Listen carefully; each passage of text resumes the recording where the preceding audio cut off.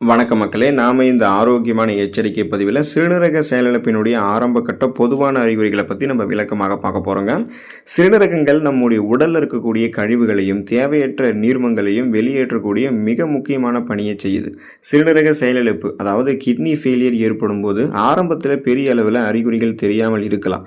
இதனாலேயே இதை ஒரு சைலண்ட் டிசீஸ்ன்னு சொல்லுவாங்க, அதாவது அமைதியான நோய் அப்படின்னு சொல்லுவாங்க. இருந்தாலும் சிறுநீரகம் மெல்ல மெல்ல தன்னுடைய செயல்பாட்டை இழக்கும் போது நம்மளுடைய உடல் பொதுவாகவே ஒரு சில எச்சரிக்கை அறிகுறிகளை வெளிப்படுத்தும். அந்த அறிகுறிகளை தெரிந்து கொண்டு மருத்துவரை அணுகி அந்த சிறுநீரக செயலிழப்பிலிருந்து முழுவதுமாக விடுதலை பெற்றுக்கொள்வது தான் நமக்கு நல்லது. ஸோ அதுக்கான ஒரு பதிவு தான் இந்த பதிவு. இதை நம்ம விளக்கமாக பார்ப்போம், அந்த அறிகுறிகளை பற்றி தெரிந்து கொள்வோம். அதை பற்றி பார்க்குறதுக்கு முன்னாடி இந்த வீடியோவுக்கு மட்டும் ஒரு லைக்கு கொடுத்துட்டு இந்த தகவலை உங்களுக்கு தெரிஞ்சவங்களுக்கும் ஷேர் பண்ணிவிடுங்க. ஏன்னா இது அவங்களுக்கும் பயனுள்ளதாக இருக்கக்கூடிய ஒரு ஆரோக்கியமான பதிவு தாங்க. இது போன்ற அப்டேட்ஸ்கள் நீங்கள் தொடர்ந்து பார்க்குறதுக்கு நம்மளுடைய ஹெல்த் நியூஸ் தமிழ் சேனல் மறக்காமல் சப்ஸ்கிரைப் பண்ணி வச்சுக்கோங்க. பக்கத்தில் இருக்கக்கூடிய பெல் பட்டனையும் கிளிக் பண்ணி ஆல் அப்படின்ற ஆப்ஷனையும் செட் பண்ணி வச்சுக்கிட்டீங்க அப்படின்னா நாங்கள் போடக்கூடிய எல்லா அப்டேட்ஸும் உங்களுக்கு நோட்டிஃபிகேஷன் அடிக்கடி சேரும். சரி வாங்க மக்களே, இப்போ வீடியோவுக்கு போயிடலாம்.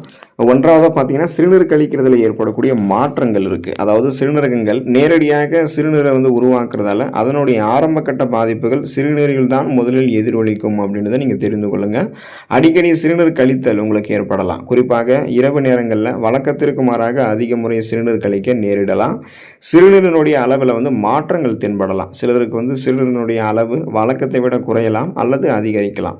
நுரை போன்ற சிறுநீர் வரலாம். அதாவது சிறுநீரில் நுரை இருக்கிறது பார்த்தீங்கன்னா புரதம், அதாவது சிறுநீரில் புரோட்டீன் அப்படின்னு சொல்லக்கூடிய புரதம் கசிவதன் காரணமாக சோப்பு நுரையை போல் அதிகப்படியான நுரை சிறுநீரில் உருவாகும். ஸோ இதுவுமே பார்த்தீங்கன்னா உங்களுக்கு அந்த அறிகுறி தான். நிறம் மாற்றம் மற்றும் ரத்தம் கசிதல் இந்த ப்ராப்ளம் இருக்கலாம். சிறுநீர் அடர் நிறத்திலோ அல்லது லேசான ரத்த கசிவு காரணமாக சிவப்பு பழுப்பு நிறத்திலோ வெளியேறலாம். ஸோ இந்த மாதிரி இருந்ததுன்னா நீங்கள் உடனே மருத்துவரை அணுகி சரி செய்து கொள்ளணும். 2, கணுக்கால், பாதம் அல்லது முகத்தில் வீக்கம் அப்படின்னு சொல்லக்கூடிய இந்த எடிமா அப்படின்ற இந்த அறிகுறி இருக்கலாம். சிறுநீரகங்களால் உடலில் இருக்கக்கூடிய அதிகப்படியான நீரையும் சோடியத்தையும், அதாவது உப்பெல்லாம் பார்த்தீங்கன்னா சரியாக வெளியேற்ற முடியாத போது அந்த நீர் நம்மளுடைய உடம்புகளில் இருக்கக்கூடிய திசுக்களில் தேங்க தொடங்க ஆரம்பிக்கும். ஸோ இதனால் கணுக்கால்கள், மாதங்கள் மற்றும் கைகளில் வீக்கங்கள் ஏற்படலாம். அதனால் பாதங்கள், கைகளில், கணுக்கால்கள்லாம் வீக்கம் ஏற்படாமல் இருக்க வேண்டியது ரொம்ப ரொம்ப அவசியம். இந்த மாதிரி ஏற்பட்டுச்சுன்னா உடனே நம்ம மருத்துவர் அணுகி சரி பண்ணணும். சிலருக்கு காலையில் எழுந்திருக்கும் போது கண்களை சுற்றிலும் முகத்திலும் ஒரு விதமான வீக்கம், பஃபினஸ் கூட காணப்படலாம். ஸோ ரொம்ப அபாயகரமான அறிகுறி, உடனே நம்ம சரி பண்ணணும். 3வது, கடுமையான சோர்வு மற்றும் பலவீனம் நமக்கு உண்டாகலாம். அதுக்கான காரணம் என்னென்னா சிறுநீரகங்கள் எரித்ரோபொய்டின் EPO அப்படின்னு சொல்லக்கூடிய ஹார்மோனை சுரக்குதுங்க. இது உடலுக்கு தேவையான சிகப்பு இரத்த அணுக்கள், அதாவது ரெட் பிளட் செல்ஸை தயாரிக்கிறதுக்கு நமக்கு எலும்பு மஜ்ஜைக்கு உதவி பண்ணுது. இதனால் பாதிக்கப்படக்கூடிய போது, அதாவது சிறுநீரகம் உங்களுக்கு பாதிக்கப்படுது அப்படின்னா அந்த ஹார்மோன் உங்களுக்கு சுரப்பு குறைய ஆரம்பிக்கும். அதனால் பார்த்தீங்கன்னா உங்களுக்கு ரத்த சிகப்பணுக்களுடைய எண்ணிக்கையும் குறையிறதால அனிமியா என்று சொல்லக்கூடிய ரத்த சோகை நோய் அதெல்லாம் உங்களுக்கு வர ஆரம்பிக்கும். இதன் காரணமாக உடலுக்கு தேவையான ஆக்சிஜனுடைய அளவு குறைந்து எப்போதுமே ஒருவித கடுமையான சோர்வும் தசை பலவீனமும் சுறுசுறுப்பு இன்மையுமே நமக்கு ஏற்பட ஆரம்பிக்கும். ஸோ நாம தான் கவனமாக இருக்கணும்.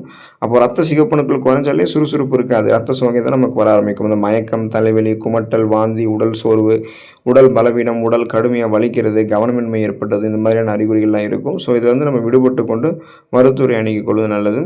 4வது, மூச்சு திணறல், அதாவது ஷார்ட்னஸ் ஆஃப் பிரீத் நமக்கு வரலாங்க.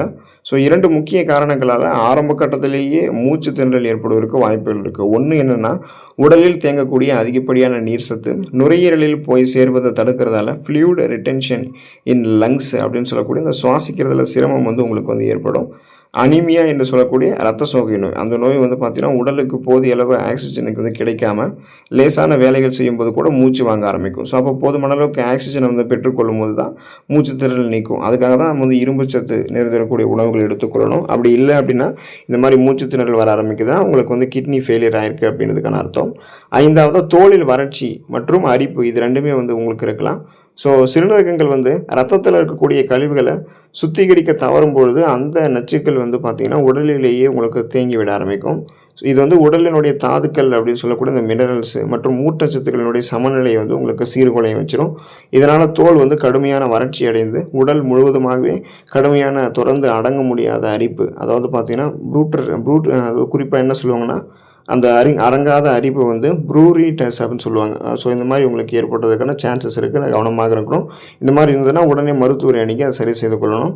6வது விஷயம் என்னென்னு பார்த்தீங்கன்னா, பசியின்மை, குமட்டல் மற்றும் வாந்தியின்மை உங்களுக்கு வந்து ஏற்படலாம். ரத்தத்தில் வந்து யூரியா போன்ற கழிவுகள் மற்றும் இரத்த பொருட்களை வந்து நச்சு பொருட்கள் எல்லாம் வந்து அதிகரிக்கிறத யூரேமியா அப்படின்னு நம்ம வந்து சொல்லுவோம். ஸோ இந்த நச்சுக்கள் வந்து செரிமான மண்டலத்தை வந்து போயிட்டு அட்டாக் பண்ணி பாதிக்கிறதால காலையில் எழுந்தவுடனேயே குமட்டல் உணர்வு அல்லது வாந்தி வந்து நமக்கு வரலாம். உணவின் மீதான நாட்டம் வந்து குறைந்து கடுமையான பசியின்மை வந்து ஏற்படலாம். இதனால் உடல் எடையுமே வந்து நமக்கு வந்து குறைய தொடங்கும் அப்படின்றத நீங்கள் தெரிந்து கொள்ளுங்கள். 7வதாக வாயில் துர்நாற்றம் மற்றும் உலோகச் சுவை வந்து நமக்கு இருக்கலாம். ஸோ மெட்டாலிக் டேஸ்ட் வந்து இருக்கும். ஸோ இதுக்கான காரணம் என்னென்னா, ரத்தத்தில் கழிவுகள் வந்து தேங்குவதால் சாப்பிடக்கூடிய உணவுகள் அனைத்தும் ஒருவித இரும்பு அல்லது உலோகச் சுவையுடன் மெட்டாலிக் டேஸ்டோடு இருக்கிறது போன்ற உணர்வு வந்து ஏற்படும். இது வந்து வாய் வந்து அடிக்கடி வறண்டு போகிறதோடு சுவாசிக்கும் போதும் அமோனியா போன்ற ஒரு விதமான துர்நாற்றமும் வீசக்கூடும். அப்போ நம்ம தான் வந்து கவனமாக இருக்கட்டும். இந்த மாதிரி தோணும் போதே உடனே மருத்துவரை அணுகி அதை சரி செய்து கொள்வது நல்லது அப்படின்னு தெரிந்து கொள்ளுங்கள். தூக்கமின்மை பிரச்சனை வந்து உங்களுக்கு ஏற்படலாம். ஸ்லீப் ப்ராப்ளம்ஸ் இருக்கும். இன்சோம்னியா அப்படின்னு சொல்லுவாங்க. பொதுவாகவே சிறுநீரகம் தாக்கம் உண்டான அனைவருக்குமே இருக்கக்கூடிய காமனான சிம்டம்ஸ் வந்து இந்த தூக்கமின்மை அப்படின்றது இருக்கும். சிறுநீரகங்கள் ரத்தத்தை சரியாக சுத்திகரிக்காத போது நச்சுக்கள், அதாவது டாக்சின்ஸ் வந்து உடலிலேயே தங்கி விடுகின்றன. இந்த நச்சுக்கள் வந்து ரத்தத்தை அதிகரித்து கொண்டே போகும்போது அது மூளை மற்றும் நரம்பு மண்டலத்தினுடைய அமைதி என்ன பண்ணணும் அப்படின்னா கெடுத்துவிடும். இதனால் இரவு நேரங்களில் நிம்மதியான தூக்கம் வராமல் தவிப்போம். மேலும் சிறுநீரக நோய் உள்ளவர்களுக்கெல்லாம் ஸ்லீப் அப்னியா அப்படின்னா தூக்கத்தில் வந்து மூச்சு திணறல் ஏற்படக்கூடிய குறைபாடுன்னு சொல்லுவாங்க. ஸோ இது மாதிரி வர்றதுக்குமே அதிக வாய்ப்புகள் இருக்குது. நாம் தான் வந்து நம்மளை கவனித்துக் கொள்ளணும். தசைப்பிடிப்பு மற்றும் கால் குடைச்சல் உங்களுக்கு வந்து ஏற்படலாம். அதாவது மசில் கிராம்ப்ஸ் உங்களுக்கு வந்து இருக்கும். சிறுநீரகங்களினுடைய முக்கிய பணிகளில் ஒன்று உடலில் இருக்கக்கூடிய தாதுக்களினுடைய அந்த மினரல்ஸ் மற்றும் எலக்ட்ரோலைட்ஸோடைய அளவை வந்து சீராக வைக்கிறது தான். இப்போது சிறுநீரகம் வந்து செயலிழக்க தொடங்கும் போது என்ன ஆகும்னா இந்த சமநிலையுமே வந்து குறைய ஆரம்பிக்கும். அப்போ குறிப்பாக உடலினுடைய கால்சியம் அளவு குறைந்து பாஸ்பரஸுடைய அளவு வந்து அதிகரிக்கும் போது அது கடுமையான தசைப்பிடிப்புகள் வந்து உங்களுக்கு உண்டாக்கும். ஸோ இரவு நேரங்களில் தூங்கும்போது கால்களில் திடீரென நரம்புகள் இழுப்பது போன்ற கடுமையான வலி மற்றும் குடைச்சல் கூட உங்களுக்கு ஏற்படுத்தப்படலாம். ஸோ நாம் தான் வந்து தசைப்பிடிப்பு மற்றும் கால் குடைச்சலாக இருந்தால் உடனடியாக அதை கவனித்துக் கொள்ளணும். குளிர்ச்சியை தாங்க முடியாமல் அப்படின்னு சொல்லக்கூடியது ஒரு நிலை இருக்கும். ஸோ ஃபீலிங் கோல்டாக நமக்கு வந்து இருக்கும். இதுக்கான காரணம் என்னென்னா, சிறுநீரக பாதிப்பால் ஏற்படக்கூடிய இரத்த சோகை அப்படின்ற அந்த அனீமியா வந்து உடலினுடைய வெப்பநிலையை வந்து குறைத்து விடும். ஸோ குறிப்பாக பார்த்தீங்கன்னா இரத்த சோகை உங்களுக்கு ஏற்பட்டுச்சுன்னா ரத்த சிகப்பணுக்கெல்லாம் குறைந்து போயிடும். அப்போ சுற்றி இருக்கக்கூடிய மக்களுக்கு கதகதப்பாக இருக்கக்கூடிய சூழ்நிலையிலும் சிறுநீரக பாதிப்பு இருக்கிறவங்களுக்கு மட்டும் உடல் நடுங்கக்கூடிய அளவுக்கு கடுமையான குளிர் எடுக்கிறது போன்ற உணர்வு இருக்கும்.